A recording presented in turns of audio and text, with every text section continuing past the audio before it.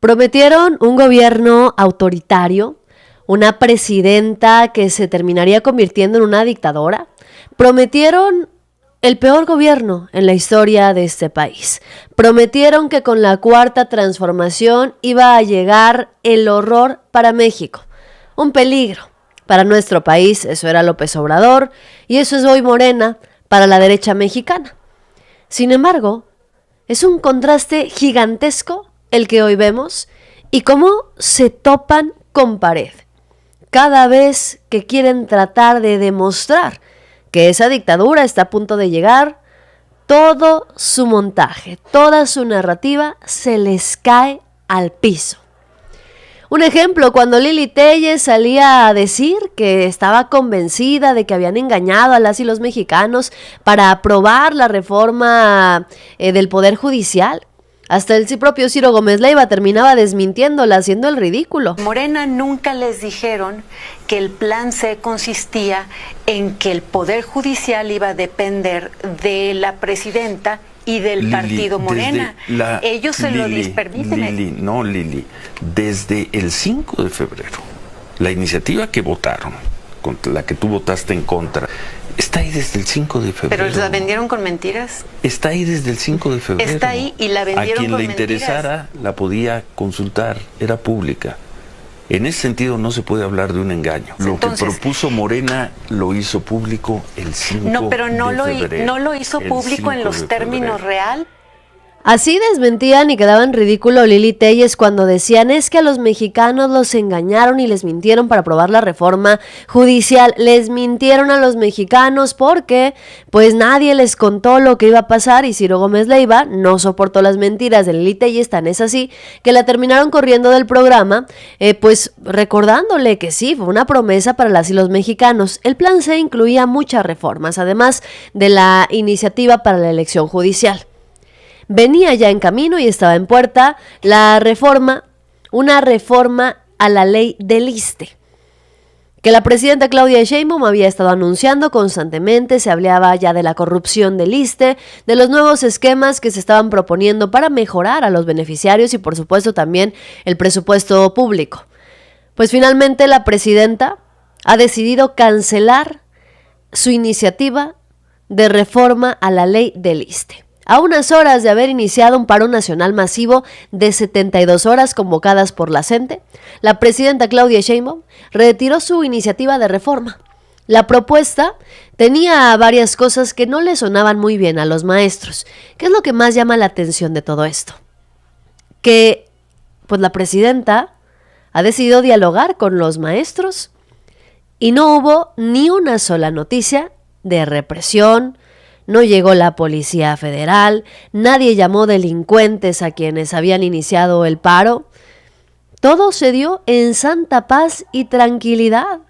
Tan es así que sorprendió a todos la noticia de que la presidenta había decidido retirar su iniciativa. Maestras y maestros, trabajadores al servicio del Estado, queremos informarles que la presidenta de México, Claudia Sheinbaum, ha tomado la decisión de retirar la iniciativa que reforma la ley del ISSSTE, presentada el 7 de febrero pasado. Esta iniciativa que está retirando el día de hoy la presidenta de México, la doctora Claudia Sheinbaum, contenía, sin embargo, beneficios muy importantes, permitiendo impulsar programas para disminuir deudas con quitas, congelar deudas, condonar deudas de los acreditados del FOBISSSTE. Como son beneficios muy importantes que también se acompañaban de la idea de recuperar para el FOBISSSTE las facultades para construir vivienda para los trabajadores y las trabajadoras, maestras y maestros, estos beneficios se van a impulsar ahora por parte de la presidenta de México por la vía administrativa en forma de decretos. Pues así las cosas. Fíjense bien, incluso los propios representantes, integrantes del CENTE, salieron a informar públicamente afuera de Palacio Nacional que se iba a retirar la iniciativa de voz de la misma presidenta, que enfrente de ellos tomó el teléfono para avisar que quería cancelarla. solicitando a la presidenta, después de que se dio lectura, la presidenta nos dice que ella no tiene ningún problema de retirar la iniciativa que ella mandó el 7 de febrero sobre la ley del ISSSTE 2025, y en nuestra presencia hizo las llamadas al presidente de la Cámara de Diputados para retirar, hoy mismo enviaré el documento para retirar esta iniciativa y que el día de mañana ya se inicie con la cancelación de esta iniciativa. Con respecto a los demás puntos, se va a trabajar, sin embargo, solicitando a la... ¿Qué hubiera pasado si esto fuera una dictadura? ¿Qué hubiera pasado si estuviéramos en un gobierno represor, en un gobierno autoritario? ¿Qué hubiera pasado si quienes estuvieran al frente impulsando estas reformas fuera del sector económico? Esto es lo que estarían diciendo, porque ya lo dijeron una vez. Lo dijeron en tiempos de Enrique Peña Nieto, el líder del PRIAN, el junior tóxico que ahora se ha quedado sin financiamiento. Así hablaba de los maestros cuando quería imponer su santa voluntad y que se aprobara la reforma educativa de Enrique Peña Nieto, que afectó a muchos maestros. Entonces hay que intervenir. Michoacán y Chiapas, no veo otra salida. Demasiado poderosos los grupos sindicales ahí, demasiado radicales, demasiado contaminados con otros fenómenos delincuenciales. Yo he hablado abiertamente de la sección 22, de la sección de Chiapas, de la 18 como delincuencia organizada. No de los maestros de Michoacán y de Oaxaca y de Chiapas, de las secciones sindicales. Eso es delincuencia organizada, queridos amigos. Están organizados para delinquir. No trafican quizá droga, trafican con el dinero nuestro y con el futuro de los niños. Y eso, en mi opinión, es tan grave como traficar drogas. Pues así opinaba la derecha mexicana de los maestros en tiempos de Enrique Peña Nieto. A los maestros los tachaban de delincuentes por tratar de defender sus derechos ante una reforma como la de Enrique Peña Nieto, una reforma educativa que no les ayudaba, que no les beneficiaba en absolutamente nada. Habría que recordar que durante el gobierno de Enrique Peña Nieto este era el escenario. Cuando había manifestaciones en contra de las reformas, esto ocurría en tiempos de Enrique Peña Nieto. Cuando aprobaron la reforma educativa, ocasionaron protestas. La reforma energética, vinieron protestas. Al final del día, en tiempos del PRI, de Enrique Peña Nieto, de Felipe Calderón y todo el tiempo con los gobiernos del PRIAN, como respuesta el pueblo mexicano tenía a la Policía Federal. Un ejemplo en Oaxaca, en Nochistlán, el 2016, cometiendo crímenes de lesa humanidad que hoy siguen impunes. Esto que estamos viendo eran los escenarios que se vivían en tiempos del PRIAN, cuando la gente se oponía a las reformas que pactaban los diputados, los senadores por debajo de la mesa con base a moches y sobornos.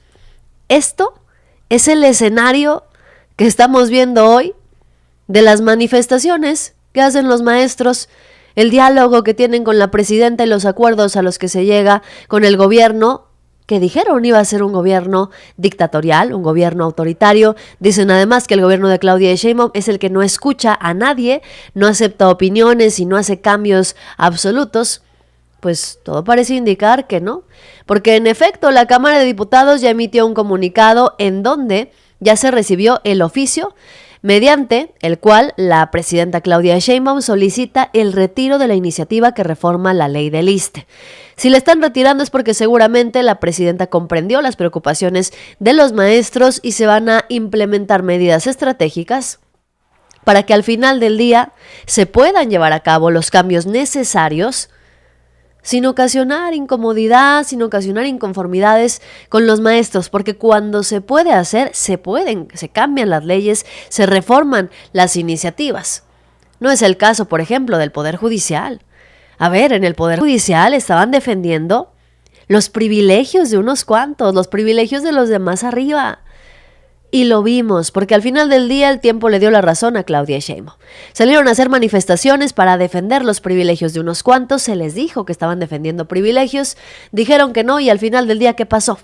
Norma Piña y su pandilla le quitó todavía derechos laborales a los de la base laboral, a los de abajo del Poder Judicial, se llenaron ellos de más privilegios antes de irse Y luego estaban arrepentidos, hasta Patricia Aguayo, la vocera del Poder Judicial, salió arrepentida diciendo que no le habían salido las cosas como pensaba. Al final del día, esto es una muestra más de cómo han cambiado las cosas, porque tendríamos que definir en este momento y en base a los hechos cuáles han sido los verdaderos gobiernos represores. Si tuviéramos que definir cuáles han sido los gobiernos represores, y estamos hablando nada más de los últimos años, ¿cuáles han sido gobiernos represores en este país? ¿Los gobiernos de Morena, los del PAN o los del PRI? Porque, bueno, experiencias hay muchas. Experiencias y manifestaciones ha habido muchas en todos los gobiernos, pero ¿en cuál de estos se han visto mayor represiones, mayor violencia, mayor inseguridad? Nos queda bastante claro que no ha sido en el de Morena, porque acaban de llegar a acuerdos que la derecha veía imposibles. Acuerdos, además, con los que la oposición mexicana ya se estaba saboreando otra vez. Como buitres, se estaban saboreando otro desastre en el país, otra manifestación por parte del CENTE para poder decir que este país estaba hecho un desastre, porque lo mejor que le podría pasar a la oposición es que a México le vaya mal, y al final del día a los únicos que les está yendo mal y les está lloviendo todos los días es a los opositores. La presidenta, por ejemplo, recordó que se va a hacer un censo por las casas construidas con Fox y Felipe Calderón. Esto es un problema tremendo para Acción Nacional. ¿Por qué? Porque en los sexenios de Vicente Fox y de Felipe Calderón se construyeron viviendas del Infonavit que estaban alejadas de los centros urbanos y aparentemente, detrás de todo esto, habría tráfico de influencias, compadrazgo, amiguismo y contratos a las empresas inmobiliarias. ¿Sí? Una vez más, Acción Nacional encabezando los escándalos de la corrupción inmobiliaria en el país. Es un censo. Muchas de esas viviendas hoy están ocupadas por personas, ya sea que pagaron sus créditos o por otras personas que llegaron, digamos, sin permiso a ocupar estas viviendas. Lo cierto es que tenemos que resolver esa situación. Entonces, lo primero es hacer un censo, y se está trabajando un esquema de que las personas que viven ahí tienen que ser legítimos, no tiene que haber delincuencia, obviamente, en ese sitio, puedan adquirir esa vivienda a través de una desincorporación del Infonavit. Primero, que nadie esté pagando esa vivienda. Segundo, que se desincorpore del Infonavit y que pueda ser recuperado por la Comisión Nacional de Vivienda, para que las personas que ya la habitan las puedan adquirir a muy bajo precio, y obviamente resolviendo todos los problemas de servicios junto con los municipios, o ver de qué manera se pueden ocupar esas viviendas con un esquema distinto. Entonces se está trabajando en un plan, y aquí ya lo presentamos cuando pues lo tengamos totalmente acabado. Por lo pronto se está realizando el censo de todas esas viviendas. Y este censo va a poner en jaque las administraciones panistas una vez más. A ese partido, el partido que hoy es la segunda fuerza política más importante del país y que quiere recuperar poder, que quiere recuperar fuerza. Acción Nacional es el partido que quiere ganar más militancia y ganar votos para poder recuperar posiciones en la Cámara de Diputados, en el Senado de la República, para ganar nuevamente gubernaturas, y si les alcanza el tiempo, esperan con mucha fe, ganar la presidencia de la República en 2030. Pero no se dejan de destapar los escándalos de Acción Nacional, porque es que valdría la pena preguntarnos, ¿cuántas viviendas construyeron Vicente Fox y Felipe Calderón que quedaron abandonadas o que estaban en condiciones inhabitables porque no había servicios básicos? ¿De quién fue la idea de construir estas casas sin acceso a servicios básicos? ¿Por qué se otorgaron a las personas? ¿Quién las construyó? ¿Cuánto costaron? El tema aquí es una corrupción tremenda y enorme que se dieron en esos sexenios. El de la Acción Nacional nos queda claro, pues es el negocio de los panistas, el negocio inmobiliario. Es lo que encabeza Acción Nacional. Durante los sexenios de Vicente Fox y de Felipe Calderón, se promovió lo que ellos llamaron una expansión masiva de viviendas a través de créditos del Infonavit y del Fobiste. Esto en coordinación claramente con desarrolladoras privadas. Sin embargo, este modelo generó una crisis habitacional. ¿Por qué? Por la mala planificación y la falta de servicios básicos en muchas zonas. Lo que iba a ser una expansión masiva, lo que iba a ser un proyecto innovador y un proyecto prometedor, igual que la Barda, igual que la refinería de Calderón, igual que la Estela de Luz, pues terminó siendo un completo fracaso. De acuerdo con datos de la Secretaría de Desarrollo Agrario, Territorial y Urbano, resulta que para 2018 se estimaba que alrededor de 5 millones de viviendas, de todas esas que construyó el PAN, estaban abandonadas. Muchas de ellas construidas durante los gobiernos de Acción Nacional. ¿Por qué las abandonaron?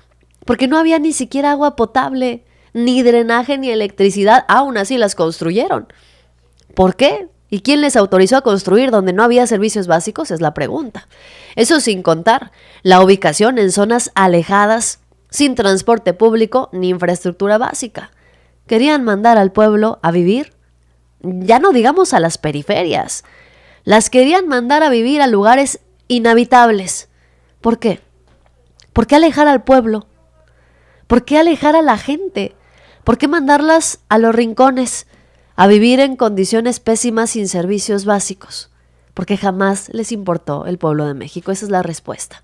Eso sin contar los problemas de inseguridad y la falta de empleo en las zonas donde se construyeron. Pésima planificación. En particular fue Felipe Calderón quien impulsó el modelo de vivienda masiva con subsidios del gobierno, claro que sí, pero sin ninguna planeación urbana. Esto provocó que las casas terminaran, como ya dijo la presidenta, inhabitables o fueran pues prácticamente destruidas.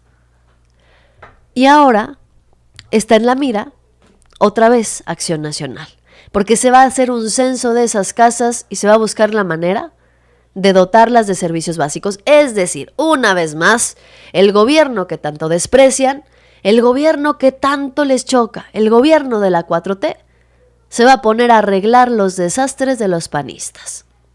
Ya lo hizo López Obrador con las refinerías. Felipe Calderón prometió una barda de refinería. Bueno, pues la 4T tuvo que venir, comprar refinería en Texas, construir una nueva refinería, la de la refinería Olmeca, reconstruir las que ya estaban existentes. En el tema de seguridad ni se diga. Vino Felipe Calderón, puso a Genaro García Luna como secretario de Seguridad, aliándose con los delincuentes, desbordando la violencia y la inseguridad. Tuvo que venir López Obrador a controlar las cifras y ahora Claudia Sheinbaum está haciendo trabajo para bajarlas. Y ahora, otra vez, el gobierno de los dictadores autoritarios y que nos van a convertir en Venezuela viene a arreglar el desastre de vivienda que dejaron los gobiernos panistas de Vicente Fox y de Felipe Calderón. Y eso no es todo, porque en el 87 aniversario de la expropiación petrolera, Claudia Sheinbaum también le recordó al pueblo de México quienes se robaron los excedentes petroleros. Le dijo espurio a Felipe Calderón, le recordó la barda, a Enrique Peña Nieto le llovió también por la reforma en donde quería vender a Pemex y malbaratar la soberanía nacional. Bueno, les ha llovido a los prianistas un día sí y al otro también en 5 meses de gobierno de Claudia Sheinbaum. Imagínense lo que va a pasar en 6 años completitos. Entre 2000 y 2012, durante los gobiernos panistas, prianistas deberíamos de decir, les tocó los precios más altos del petróleo del mundo. Fox administró por concepto de ingresos petroleros 335,000 millones de dólares y de excedente petrolero 10,000 millones de dólares entre 2004 y 2006. En 2007, otro presidente espurio, Calderón, recibió 12,000 millones de dólares por precios altos del petróleo y en 2008 16,000 millones de dólares. Entre el gobierno, no solamente recibieron todo ello, sino la pregunta es, ¿y dónde quedó ese recurso? Todos esos excedentes petroleros, producto además de la sobreexplotación de Cantarell. No quedaron absolutamente nada. Bueno, en media barda de la refinería de Tula. Entre el gobierno de Calderón y Peña, la deuda de Pemex creció al doble, hasta llegar a 106,000 millones de dólares, es decir, excedentes petroleros históricos y al mismo tiempo endeudamiento de la empresa. Lo absurdo de esto es que, a pesar del endeudamiento, de los excedentes petroleros, bajó la producción en más de 400,000 barriles diarios y se abandonaron las refinerías de Pemex y, por supuesto, se desmanteló la industria petroquímica. Espurios, ineptos, la presidenta Claudia Sheinbaum tundió a la derecha mexicana y a sus gobiernos, todavía más importante, porque presumen ahora estos mismos opositores que son ellos quienes tienen las soluciones para todos los males del país. Ahora resulta que son los priistas y los panistas los que tienen la solución en materia de seguridad, en materia energética, en materia económica. Ellos tienen todo resuelto en materia educativa y de salud, ni se diga. También ya saben cómo se va a arreglar. Ese no es el problema. El problema es que ya gobernaron. El problema es que ya se encargaron de esos temas en este país y lo hicieron pésimo. Por eso es que cada vez que abren la boca, terminan hundiéndose más y más. Por eso es que la presidenta Claudia Sheinbaum pues no ha reparado en recordarle al pueblo de México quiénes son, lo que le hicieron al país y cómo lo hicieron además. Por eso es que hoy sabemos perfectamente y podemos deducir que a estos personajes, a los prianistas, les va a ir pésimo en los próximos años. Tienen esperanzas de regresar al poder, pero yo te vuelvo a preguntar, ¿cuáles han sido los gobiernos represores? ¿Los gobiernos de Morena? ¿Los del PAN? ¿Los del PRI? ¿Cuáles han sido realmente los gobiernos que han encabezado represiones en este país? Con escándalos, mandando a la policía, encarcelando a inocentes, sacando incluso perseguidos políticos. Y ahora resulta, fíjense lo que son las cosas, que ellos, les decía, tienen la solución para todos.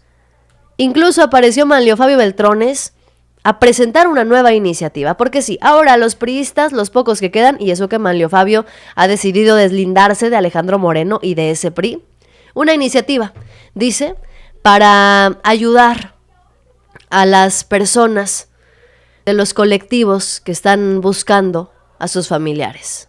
Esta semana he presentado una iniciativa que me parece muy pertinente, que se proceda rápidamente con ella para hacerla una realidad.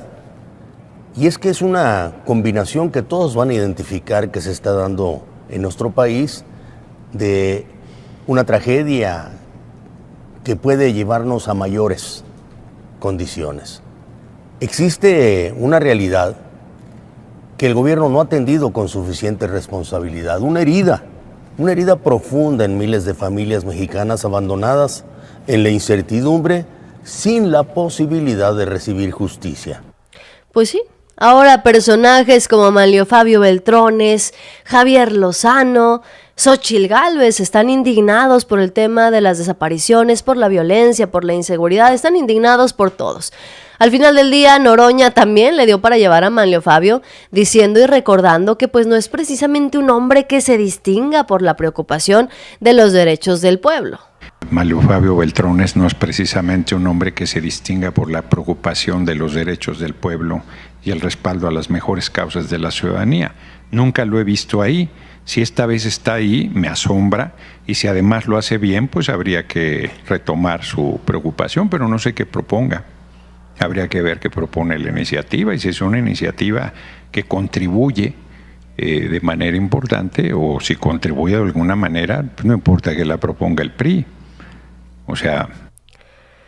Y es que al final del día valdría la pena recordar quién es Manlio Fabio Beltrones. Manlio Fabio Beltrones viene del PRI y ha estado vinculado a casos no solamente de corrupción, sino también ha estado vinculado con la delincuencia organizada. Manlio Fabio Beltrones no es precisamente un hombre que se distinga, en efecto, por su preocupación por los derechos del pueblo, porque más que defender los derechos del pueblo, como diputado, como senador, como funcionario público, Manlio Fabio Beltrones siempre ha defendido los intereses, pero de los amigos, los compadres y de los que más tienen. Ese es Manlio Fabio Beltrones, quien ahora, al igual que muchos otros prianistas, parecen tener las soluciones y los remedios para todos los males en este país. Incluso Manlio Fabio Beltrones fue dirigente del PRI, es decir, tuvo en sus manos hacer muchos cambios para este país, pero no lo hizo. Esa es la realidad. A ver, en estos tiempos de transformación, cuando el pueblo de México exige justicia y transparencia, que vengan personajes como Manlio Fabio Beltrones hacer este tipo de cosas no es más que un recordatorio de lo que no tiene que volver al país. Eso es lo único que nos recuerdan. Su nombre es sinónimo del viejo PRI y también del nuevo, aunque se quiera deslindar de Alejandro Moreno. Corrupción, amiguismo y complicidad con los intereses más oscuros del país. Es lo que al final del día representa el PRI. El PRI en general, el PRI de Manlio Fabio, el PRI de Alejandro Moreno e incluso podemos meter en la misma bolsa Acción Nacional. Beltrones no es un político que haya trabajado por el pueblo. Su trayectoria está marcada por la defensa de privilegios y pactos de impunidad. A lo largo de su carrera como gobernador de Sonora, senador y diputado, su legado ha sido el de un operador político al servicio de las élites y nada más, de aquellos que han lucrado con el poder a costa de la mayoría del pueblo. Además, su nombre ha estado involucrado en muchas acusaciones y que ahora venga Manlio Fabio Beltrones a querer ponerse del lado de las y los mexicanos, pues no es más que una muestra de que, en efecto, el PRI está a punto de desaparecer y hay varios políticos que están dispuestos a hacer lo que sea con tal de salvarse el pellejo. Porque si se acaba el PRI, se acaban también los privilegios, se acaban también las posiciones plurinominales, los puestos de poder y se acaban las influencias. Quienes han decidido quedarse del lado de la oposición se están dando cuenta también. ¿Cómo se quedan sin influencia? ¿Por qué? Porque los empresarios ya decidieron firmar con Claudia Sheinbaum. Porque ya se dieron cuenta que ni Venezuela, ni el dólar a 35 pesos, ni un desastre para México. Y entonces, ¿quién va a financiar, quién va a apoyar ahora a este tipo de políticos?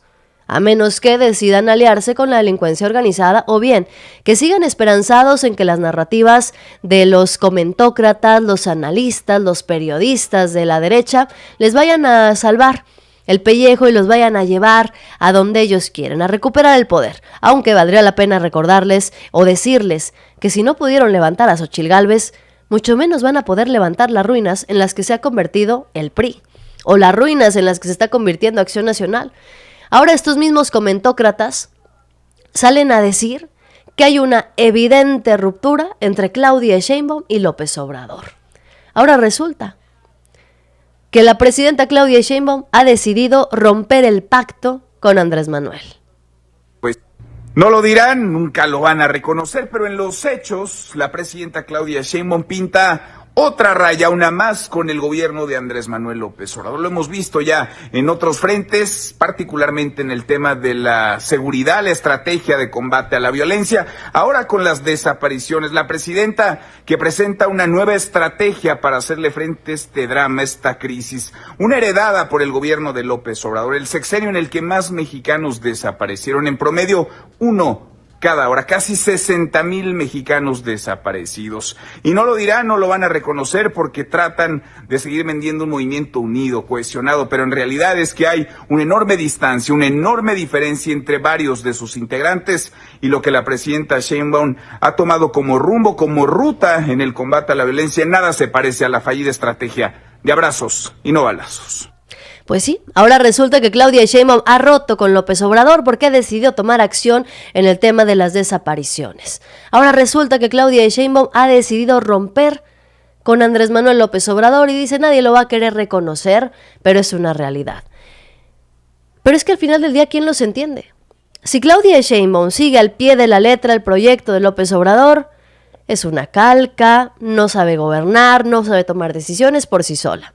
Pero si Claudia Sheinbaum empieza a gobernar a su manera, como lo hizo ya cuando era jefa de gobierno en la Ciudad de México, entonces rompió con Andrés Manuel.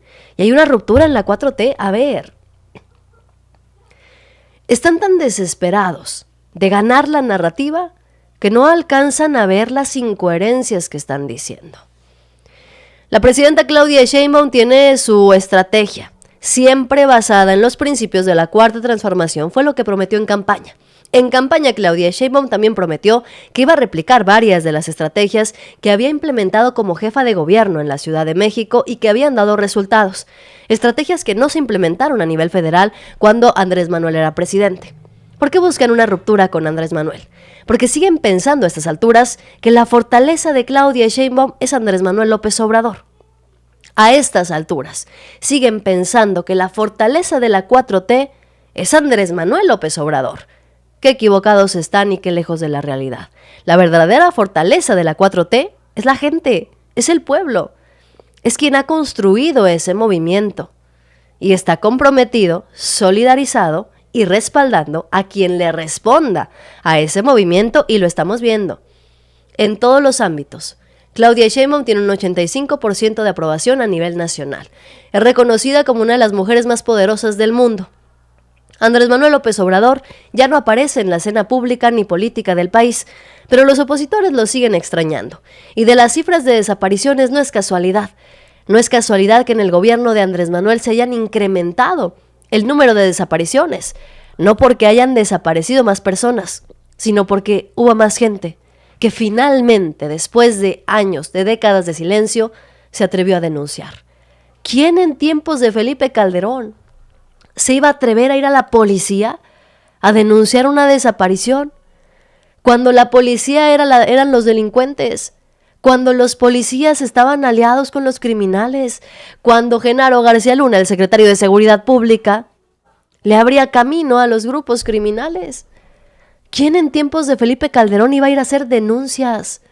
¿Quién en tiempos de Enrique Peña Nieto, con tanta impunidad y descaro, iba a ir a hacer una denuncia? ¿Para qué? Si como quiera no iba a haber respuestas. Que no sorprenda que sea en el sexenio de Andrés Manuel, cuando la gente finalmente pudo levantar la voz. Que no sorprenda que sea llegando la 4T, cuando la gente finalmente pudo salir y hacer denuncias. Y a lo mejor van a incrementar, ¿eh? Ahora que se renueva el Poder Judicial, seguramente las denuncias van a incrementar, y ojo, porque no solamente queremos que incrementen las denuncias, queremos que haya resultados, y para eso se van a elegir jueces, ministros y magistrados, le pese a Norma Piña o no, le guste a quien le guste, y le guste a quien le guste también. Hay que reconocer que la estrategia de seguridad que está implementando Claudia Sheinbaum ha dado grandes resultados, tantos que incluso la colaboración con Estados Unidos está funcionando perfectamente. Anunciaron con bombo y platillo, asustados los opositores, que había un buque que había enviado a Estados Unidos en el Golfo de México y que esto era una invasión militar silenciosa. Pues ya se confirmó. La Fuerza Aérea de Estados Unidos envió un buque al Golfo de México para combatir a la delincuencia organizada. On the question about the USS Gravely that you had, Christina, she's deploying under General Guillot, the commander of U.S. Northern Command's authorities for maritime homeland defense missions. She'll go down, as Sean mentioned, into the Gulf of America and surrounding areas and be involved in the interdiction mission for and whatnot that are heading in the United States Coast Guard. So we won't share her actual scheme of maneuver here, but know that that's the mission that she's going down there for, and we look forward to seeing what she can do. And on that point about the USS Gravely, I think it's really important that, you know, the President and the Secretary have made very clear 100% operational control of our southern border. I mean, we've got probably close to 10,000 troops on our southern border. We're surging a Stryker Brigade combat team down there to reinforce the land border as well. But there's a sea component to this as well, and that's part of the mission of the USS Gravely is to secure the water routes in defense of our southern border. Entonces, que no vayan haciendo la fiesta los opositores, que no vayan haciendo fiesta los prianistas diciendo que viene una invasión silenciosa de Estados Unidos y que las Fuerzas Armadas van a invadir México, porque eso es completamente falso. Lo que está ocurriendo es que Estados Unidos sigue haciendo lo suyo. Siguen reforzando la frontera porque quieren evitar no solamente la migración, sino también quieren evitar que ingresen sustancias ilícitas a su territorio. No solamente por vía terrestre, como ya lo están haciendo desde su lado, sino también por vía marítima y no en territorio nacional, no en territorio mexicano. Al final del día, la presidenta Claudia Sheinbaum ha dejado las cosas bastante claras. No se va a permitir la intervención extranjera en nuestro país. No se va a permitir el ingreso de militares estadounidenses en México y no se va a permitir la subordinación en este país. Coordinación sí, subordinación no, lo ha dicho bastante claro la presidenta Claudia Sheinbaum, que sigue trabajando arduamente en defensa de las y los mexicanos en todos los sentidos y desde todos los ámbitos. Aunque estén en su contra, evidentemente, los comentócratas. Porque ahora resulta que muchos de estos comentócratas salen en defensa del PRIAN con tal de querer culpar a la presidenta Claudia Sheinbaum. Un ejemplo, Adela Micha. Adela Micha ahora dice que lo que ocurrió en Teuchitlán, Jalisco, pues es culpa de Claudia Sheinbaum. Incluso salió a defender lo indefendible. Han perdido completamente los estribos. El fin de semana había sido muy desesperanzador después de los hallazgos del rancho Izaguirre en Teuchitlán, en Jalisco, y de las denuncias por otros presuntos campos de exterminio en Tamaulipas, que evidenciaron las atrocidades que se viven en el país y que durante años fueron minimizadas por el gobierno. Es inexplicable, por ejemplo, que el presidente López Obrador se negara a recibir a Ceci Flores, fundadora del colectivo Madres Buscadoras de Sonora, luego de que desaparecieron 2 de sus hijos. En un inicio, la presidenta Sheinbaum respondió ante estos casos de los campos de exterminio, quizá con poca sensibilidad, e incluso dio la impresión de que trataba de evadir su responsabilidad en estos escándalos, como si el gobierno fuera la víctima del golpe geopolítico de los desaparecidos y de sus familiares, y no el responsable, en última instancia, de estas desapariciones. En varias mañaneras, la presidenta enfatizó que fueron las autoridades de Jalisco y no el gobierno federal las encargadas de resguardar el rancho Izaguirre. Y señaló que se estaba usando el caso para golpear al expresidente López Obrador e incluso pidió que lo dejaran en paz. Y todavía en la mañanera de ayer, la presidenta sostuvo que existen grupos de la oposición calderonistas que de manera hipócrita y carroñera, dijo, utilizan el pretexto de las desapariciones para orquestar una campaña en contra del gobierno. Estas declaraciones pues hicieron estallar la indignación de diversos colectivos de búsqueda. El domingo se organizaron marchas en 40 ciudades del país para exigirle al gobierno que hiciera algo por los desaparecidos. Y en este contexto, reunidos en el Zócalo de la Ciudad de México, colectivos de familiares buscadores declararon el Día de Luto Nacional y le recriminaron a la presidenta no voltear a ver el problema de las desapariciones. Le manifestaron que no están a favor. Pues sí, con tal de culpar al gobierno de México, a la presidenta Claudia Sheinbaum, acusarla de insensible, Adela Micha terminó, quisiera decir sin darse cuenta, pero evidentemente sí se dio cuenta, terminó señalando y defendiendo a los prianistas. Terminó defendiendo lo indefendible. La presidenta Claudia Sheinbaum ha señalado que el tema de las desapariciones es prioridad para su gobierno. Prioridad, una palabra que cuando la dice Claudia Sheinbaum no la entienden los opositores. Además, declaró la presidenta de México que enviará iniciativas para que se equipare la desaparición al delito más grave. Leo lo siguiente. Para el gobierno de México, atender el problema de las personas desaparecidas y no localizadas es una prioridad nacional. También lo es conocer la verdad de los hechos y hacer justicia a las víctimas y a sus familiares. Toda mi vida lo he sostenido y lo hago como presidenta. Siempre estaré del lado de las víctimas y de la justicia. Por eso seguiremos en la tarea de buscar, localizar, identificar y atender a las familias de las personas desaparecidas. En el marco del humanismo mexicano, la atención a las víctimas de desaparición y otros delitos, así como su acceso a la justicia y el bienestar, requiere de nuestra máxima atención. Para lograrlo, estamos trabajando en coordinación con los 3 órdenes de gobierno, lo cual es fundamental para evitar la impunidad. Entonces, la presidenta de México sí está tomando acciones en este tema y en todos en general. Porque ya lo habíamos dicho, no basta con 6 años para tratar de remediar el desastre que dejaron los opositores. No son suficientes 6 años de gobierno para arreglar décadas de destrucción en todos los sentidos. Hace falta mucho más que eso. Y por eso Claudia Sheinbaum prometió la continuidad de la Cuarta Transformación. Y la gente, 36 millones de mexicanos, salieron a respaldar a la presidenta de México. Por eso 36 millones de mexicanos mandaron por un tubo a Xóchitl Gálvez, a personas como Kenia López Rabadán, que ahora salen a lloriquear y a lanzarse en contra de los medios independientes por publicar la realidad de lo que pasó con la hermana de Xóchitl Gálvez, sentenciada a 89 años de prisión por privar de la libertad a personas. Así salieron a hacer berrinche. No sé si me imagino que sabías, ¿no?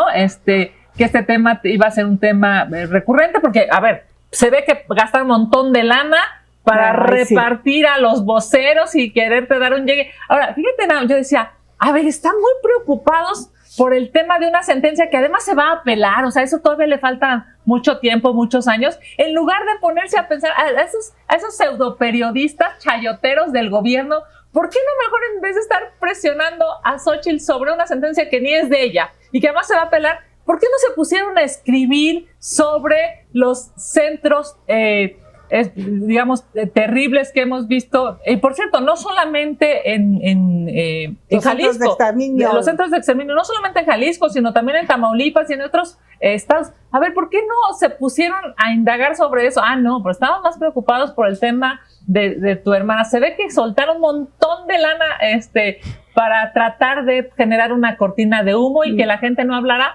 del tema de los campos de concentración. Pseudoperiodistas chayoteros, dice Kenia López Rabadán. Lo dice la que ha vivido de ser plurinominal durante más de 18 años. ¿De verdad, Kenia? ¿Quieres hablar de gente a la que le pagan por hacer o decir? Pues porque me parece que hay que empezar contigo, Kenia López Rabadán. Ahora se lanza en contra de los medios independientes por haber publicado la noticia de la hermana de Xóchitl Gálvez. A ver, Xóchitl Gálvez fue ex candidata presidencial. Ella quería llegar a la presidencia de la República, respaldada por el PRI, el PAN y el PRD. Estos mismos partidos que han utilizado como argumento para decir que Andrés Manuel López Obrador es un criminal que fue a saludar a la mamá del Chapo. Los mismos que hace unas semanas estaban utilizando como evidencia de que Claudia Sheinbaum estaba vinculada con la delincuencia organizada, la foto con unos abogados que a su vez eran amigos de alguien que está defendiendo al Mayo en Estados Unidos. Y querían que la gente se quedara callada cuando el Poder Judicial, que ustedes salieron a defender, sentencia a 89 años de prisión a la hermana de Xóchitl Gálvez, ex candidata presidencial del PRIAN. Por supuesto que no. La propia Xóchitl Gálvez salió a dar entrevistas en todos los medios de comunicación. ¿Para decir qué? Para decir que Genaro García Luna cometía actos de lesa humanidad en contra de las personas y que todos lo sabían. ¿Todos quiénes? Todos los panistas lo sabían. Dice, la gente debería estar indignada por lo de Teuchitlán. Claro, estamos indignados por lo de Jalisco. Estamos indignados por la hermana de Xóchitl Gálvez. Estamos indignados porque ustedes panistas ahora se quieren lavar las manos cuando en realidad ustedes patrocinaron, solaparon y callaron ante la miseria que hacían sus gobiernos. ¿No? Centros, sí, querían ocupar como una caja china, sí, ¿no? Pero a ver, cuéntanos, ¿qué está pasando? ¿En qué etapa está? Esta situación yo nunca la he negado. Yo siempre he dicho, efectivamente, tengo una hermana que está en prisión, tiene prácticamente 13 años en prisión. Es algo muy doloroso. Condeno cualquier situación donde una persona sea privada de su libertad. Por supuesto que yo le creo a las víctimas y no voy a poner en duda sus declaraciones. debe de haber justicia, claro que debe haber justicia para las víctimas. Aquí el problema grave es lo que la autoridad hizo. Si se supone que mi hermana estaba en flagrancia, ¿por qué torturarla? Esa es la primera pregunta que yo hago.